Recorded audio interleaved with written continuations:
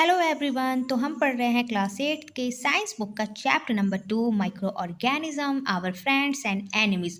तो इस चैप्टर का ये लेक्चर वीडियो 4 है जिसमें हम पढ़ेंगे फंजाई, प्रोटोजोआ एंड एल्गी।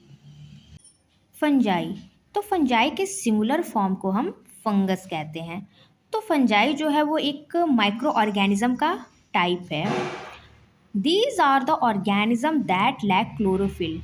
ये एक ऐसे ऑर्गेनिज्म हैं जो क्लोरोफिल लैक करते हैं, यानी इनकी बॉडी में क्लोरोफिल नहीं पाया जाता है, क्लोरोफिल अब्सेंट होता है इनकी बॉडी में। And follow heterotrophic mode of nutrition. And ये हेट्रोट्रॉपिक मोड ऑफ न्यूट्रिशन को फॉलो करते हैं, मतलब कि ये अपने न्यूट्रिशन के लिए, अपने फूड के लिए दूसरे ऑर्गेनिज्म पे डिपेंडेंट होते हैं। फंजाई कैन बी यूनिसेलुलर और मल्टीसेलुलर। तो फंजाई यूनिसेलुलर भी हो सकते हैं और मल्टीसेलुलर भी हो सकते हैं। सम multicellular fungi like a mushroom are visible to the naked eye. कुछ मल्टीसेलुलर फंजाई जैसे कि मशरूम, इनको हम अपने नेकेड आई से देख सकते हैं। Fungi grow best in dark, humid and moist place.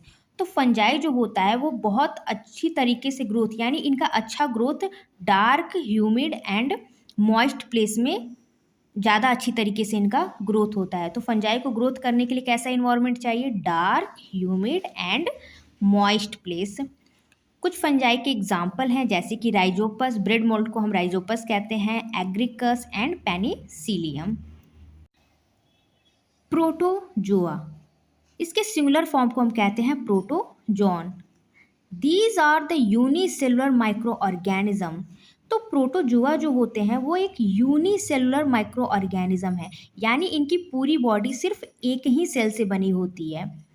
With animal like a characteristics, और इनमें कुछ एनिमल यानी एनिमल के जैसे कैरेक्टरिस्टिक्स पाए जाते हैं, जैसे कि मूवमेंट और कैप्चरिंग ऑफ फूड।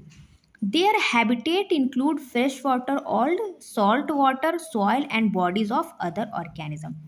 अगर बात करें हम इनके हैबिटेट की कि ये कहाँ कहाँ पाए जाते हैं, तो ये फ्रेश वाटर में भी पाए जाते हैं, सॉल्ट वाटर में भी पाए जाते हैं, सॉइल में भी पाए जाते हैं और कुछ ऑर्गेनिज्म के बॉडी में भी ये पाए जाते हैं। यहाँ पे प्रोटोजोआ का कुछ एग्जाम्पल दे रखा है जैसे कि amoeba, paramecium and trypanosoma. Algae, algae also called cyanobacteria और ब्लू ग्रीन एल्गी। तो एल्गी जो होता है उसको हम साइनोबैक्टीरिया या फिर ब्लू ग्रीन एल्गी भी बोलते हैं। ये यूनिसेलुलर भी होते हैं और मल्टीसेलुलर भी होते हैं। And they obtain nourishment by photosynthesis. They live in water, damp soil and rock and produce oxygen and carbohydrates used by other organism. तो एल्गी जो होता है वो वाटर में भी पाए जाते हैं, डैम्प सॉइल पे भी मिलते हैं और रॉक्स में भी मिलते हैं, पत्थरों पे भी ये मिलते हैं। और ये जो होते हैं ये ऑक्सीजन और कार्बोहाइड्रेट प्रोड्यूस करते हैं, जो कि कई अन्य ऑर्गेनिज्म इसका इस्तेमाल करते हैं। यानी एल्गी जो ऑक्सीजन और कार्बोहाइड्रेट प्रोड्यूस करते हैं उनको दूसरे ऑर्गेनिज्म यूज़ करते हैं। The bright green or dark green masses spreading over the water surface in the pond and tanks are actually algae। तो पॉन्ड्स और टैंक्स के वाटर के सरफेस पे जो ये ब्राइट ग्रीन कलर का, डार्क ग्रीन कलर का जो फैला होता है, फ्लोट करता है, उसको हम बेसिकली एल्गी ही कहते हैं। आपने देखा होगा कि पॉन्ड्स में टैंक्स में कहीं पानी इकट्ठा हो गया, वहाँ पर उसके सरफेस पे कुछ ग्रीन कलर का आ जाता है, कुछ डार्क ग्रीन का, तो कुछ लाइट ग्रीन कलर का कुछ इकट्ठा हो जाता है, तो बेसिकली वो एल्गी ही होता है। Algae cell have chlorophyll, they can perform photosynthesis. Algae का जो सेल होता है उसके अंदर क्लोरोफिल पाया जाता है, मतलब एल्गी के सेल में क्लोरोफिल प्रेजेंट होता है, और क्लोरोफिल प्रेजेंट होता है इसलिए ये फोटोसिंथेसिस को परफॉर्म कर पाते हैं। एल्गी में भी यूनिसेलुलर एंड मल्टीसेलुलर। एल्गी जो हैं वो यूनिसेलुलर भी हो सकते हैं और मल्टीसेलुलर भी हो सकते हैं।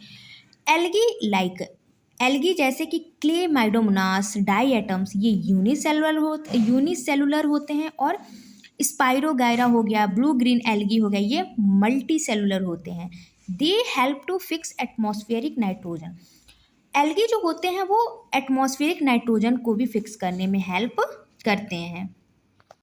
आई होप आपको ये सारे टॉपिक्स अच्छे से समझ में आए होंगे। वीडियो पसंद आई हो तो प्लीज़ वीडियो को लाइक कर देना, मेरे चैनल को सब्सक्राइब कर लेना and thank you for watching my video.